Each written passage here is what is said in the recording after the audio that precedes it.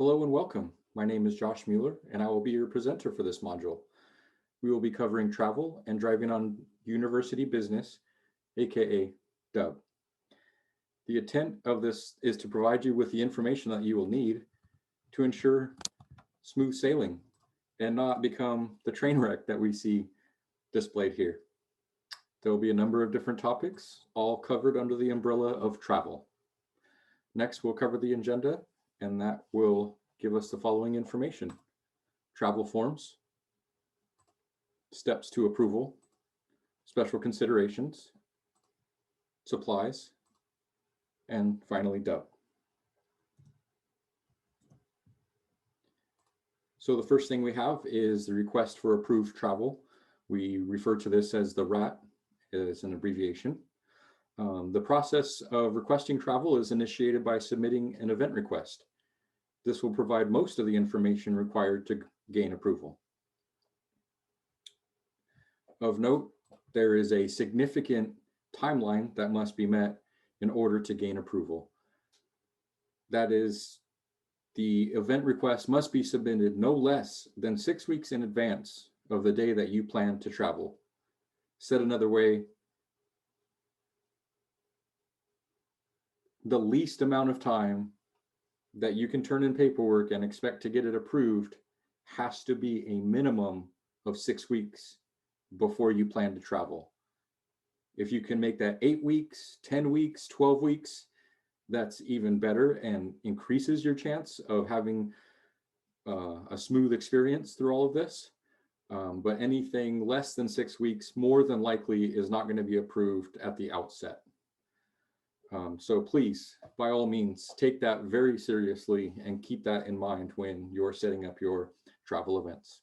The reason for this is that it requires no less than 4 signatures. At the very least, it's going to require the individual who requested the event, then followed by the Director of Recreation, then the Dean of Students, and finally the Vice President of Student Affairs. All of these individuals have to review the information provided and give their signature for approval prior to you actually being able to leave on your event. And next we have an example of what this form looks like. Now, to be honest, I will be the one filling it out on your behalf, but all the information that I am inputting will be provided by either that event request, or if I have to reach out and gather information from the person requesting the event to make sure we have what we need. For the most part, again, I'll be filling this out. What you really need to be concerned with is making sure that it's accurate information. As far as the estimated expenses go, they don't have to be accounted for down to the very penny at this step or at this stage in the process. That'll come later when we are looking for reimbursement. Right now, we need general round numbers that you anticipate possibly paying out of the club account or out of a funding proposal, or even out of pocket from yourself, or maybe even a collection of club members coming together and combining their financial resources in order to pay for the expenses, but then they're going to be seeking reimbursement from the club account when they return. So again, estimated expenses are very crucial. It does help us to determine how much can be advanced if that's been requested. You are allowed to request up to 75% of the estimated expenses. And finally, we need to make sure that all details have been accounted for. So making sure that the person who is listed up here at the very top as the event requester is also initialing and then filling out this portion here with their name, their signature, and the date. Once that's done, it's returned back to me and I start to route it for the approval signatures. So at times we've had challenges with getting this initiated and then not having the requesting party come by and actually sign the paperwork in time for it to get forwarded to the next step. Because of that, we've had clubs not be able to go on their events. And it all started with the fact that I couldn't actually get the student athlete to come in and sign this piece of paper in time for it to be approved, and it timed out. At that particular point in time, there's not a whole lot I can do. I'm really stuck with adhering to the policy and the guidelines that have been provided by my superiors. And so it's imperative and it's absolutely crucial that you respond, that you keep an eye out for emails asking for you to stop by and drop off paperwork or sign paperwork, anything like that that's super sensitive that might have an impact on your ability to conduct your club operations. So back to our slides. And again, just want to make sure that everybody understands the estimated portion is just that, an estimate of expenses related to the event that you anticipate possibly being reimbursed at some point. So the next item that we have is the travel expense claim, or the TEC for short. Once the event is completed and the club returns, there will be a few items to be taken care of. This will mostly apply to a situation where a reimbursement for expenses is being requested. These items must be submitted to accounts payable within 30 days of returning from the event.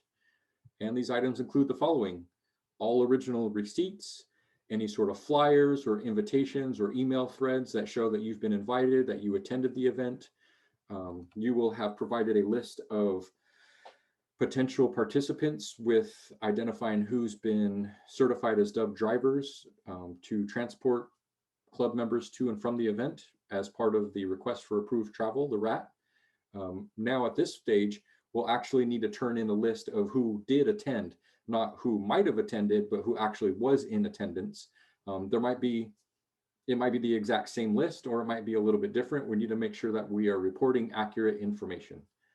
We'll also need any details of hotels or Airbnbs or campgrounds that might have been used for overnight stays.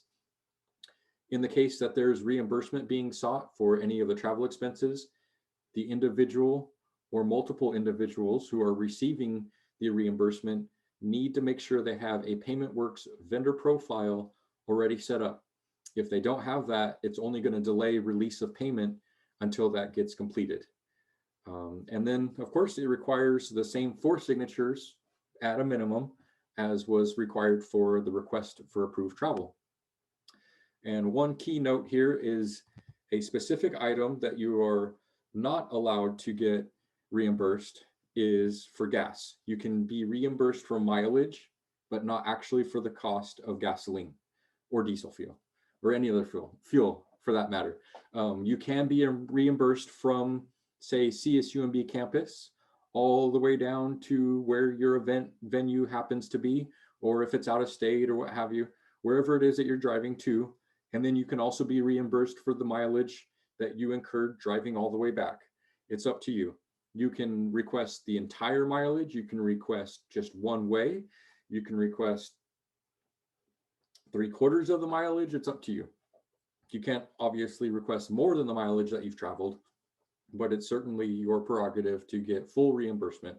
But again, can't be reimbursed for gas. So here's a copy of the travel expense claim. Again, I would be the one to fill this out on your behalf, but all the information is going to be provided by the individuals who traveled. And this is where we need to get very, very, very specific about the details, about every single penny that was spent that we're asking for reimbursement. It has to be accounted for. This is where it helps to have those estimated expenses, and we can compare them to what was spent, make sure there's not a significant discrepancy. Let's say the estimated expense for lodging was $75 a night for a hotel, and the receipts we get are for $300 a night. Well, we're going to go back to what was estimated and reimburse more than likely at the $75 a night rate. Not to say that staying in a very nice hotel is any issue, but that wasn't what was approved. That wasn't what was initially requested, and it doesn't really match up very well when we were initially told 75 and now we're getting a request to reimburse at a rate of 300, because the reimbursement is going to come straight out of the club account. It's not going to come out of a school account or the SEC budget or anywhere else. It's going to come directly from the club that went on that event. So we want to make sure that we are good stewards of the funds that we've been required to oversee, and make sure that all accounting can be justified. So next we move on to the DUB portion of our presentation here. And before we attempt to pack as many students as possible in a two-door coupe, there's a few items that need to be handled. And that's where Dub comes into play. And with that, Dub is required for events that are recognized by the university, whether it's an official game, a tournament, a practice, a skills camp, or any other form of event where you're representing the university by wearing the uniform, by showing up registered under a school team, that kind of stuff. It's also required if you're transporting any other student athlete or university personnel with you. So if you're driving to an event venue, if you're driving to go pick up supplies, whatever the case may be, if there is yourself driving and you have other student athletes with you, or if you have a pro staff member with you, you need to be Dub certified, and vice versa. So if you ride in a car as a student athlete, the driver of that vehicle, you need to make sure that person is Dub certified. If something happens and they're not Dub certified, you do not have any of the protections that would be afforded to you in the case that there was an accident. And of course, there's an absolute state minimum for the liability coverage that is required, and it can be found on the form STD 261. The driver needs to ensure that they have at least the state minimum of liability coverage in order to remain following the guidelines. So now we get to the fun part, and that is the Dub forms that are required. There are 6 of them. And here are the forms. The INF 1101, which allows risk management to reach out to the DMV and pull your driver record. The STD 261, which again is sort of a statement of understanding that you recognize that you're taking on additional responsibilities by taking and willingly driving other student athletes or university personnel in your personally owned vehicle, and agreeing and acknowledging the fact that you do hold at the very least the state minimum for liability insurance coverage. There's a volunteer form, also known as a person of interest. There's the registration form, which is somewhat like a Dub cover form. We also need a copy of your driver's license, just the front portion, but it needs to be clear so that I am able to print, scan, and email that copy to risk management for processing. It is acceptable to take a photo of your driver's license, but again, it needs to be clear, and I'm more than likely going to upsize that a little bit and print it off and then scan that copy to risk management. So make sure that it's not distorted. And finally, once you've completed the course, then you'll need to provide that certificate of completion in order to receive your final approval as being Dub certified. So then we have the non-campus property form, and this is so that we can report when and where any of our students might have stayed, might have visited for an event. And I don't know if you've heard this one before, but if you have to ask, you probably can't afford it. The reason I say this is these are the requirements, or these are the guidelines regarding the non-campus property form. They're required for all travel events. Mostly they're concerned with any sort of overnight trips, but in order to make sure that we are reporting anything that could possibly even be considered reportable, we're going to go ahead and request that each and every travel event is completed with one of these non-campus property forms filled out, even if it's a day trip, nobody stayed overnight. The reason for that is because there is a potential $50,000 fine attached per violation should we have an audit and be found lacking in our reporting.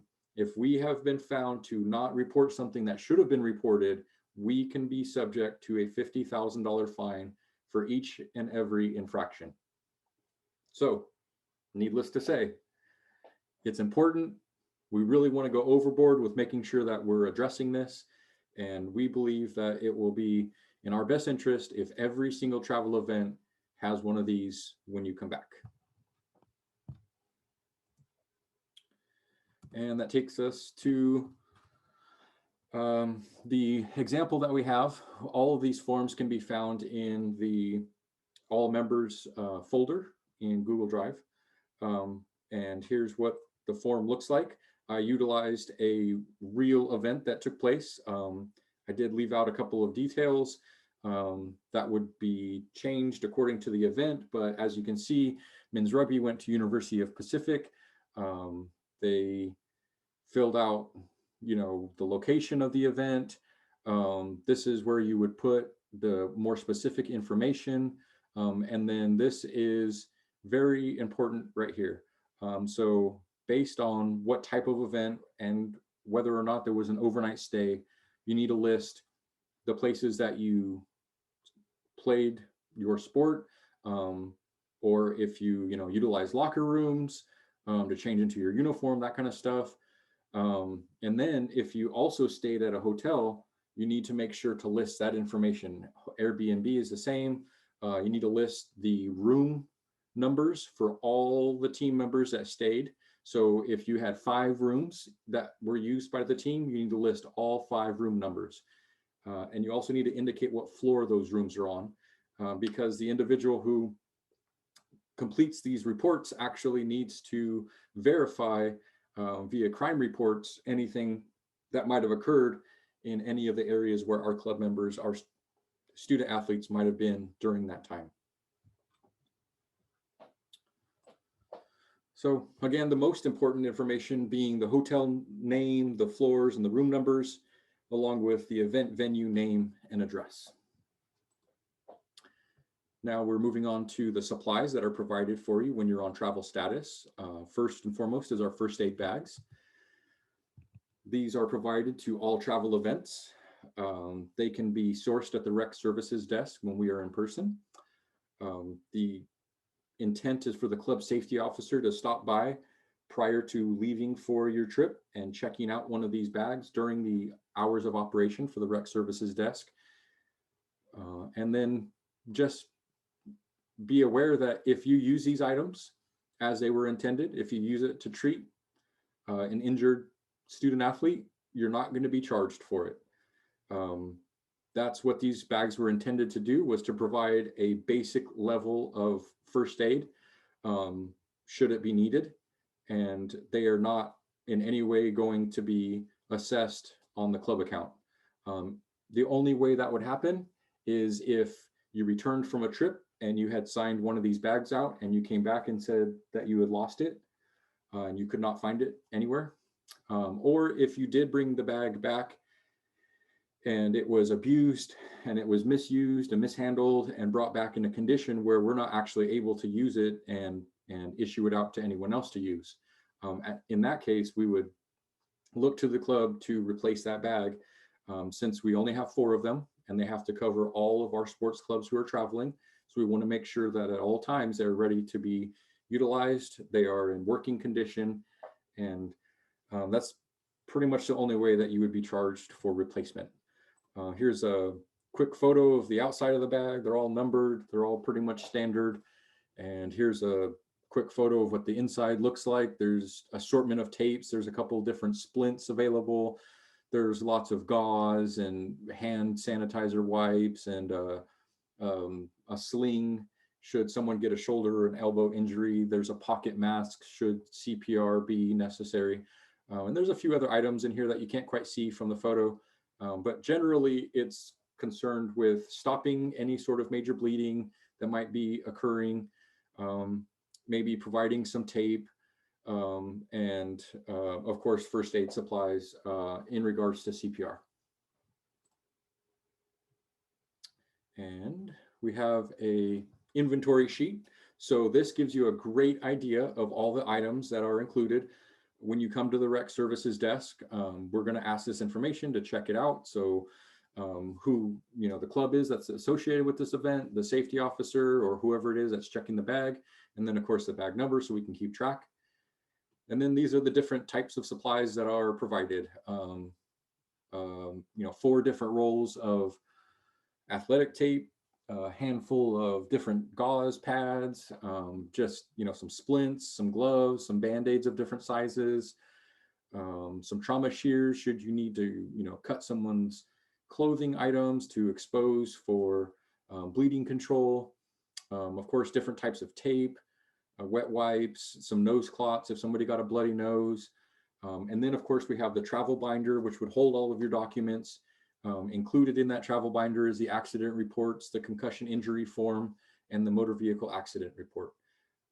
With the first aid bag, you will receive a travel binder, which we will get to in the next slide. So here we are, travel binder. There's one 3-ring binder assigned to each sport club, very basic, 1-inch, white in color.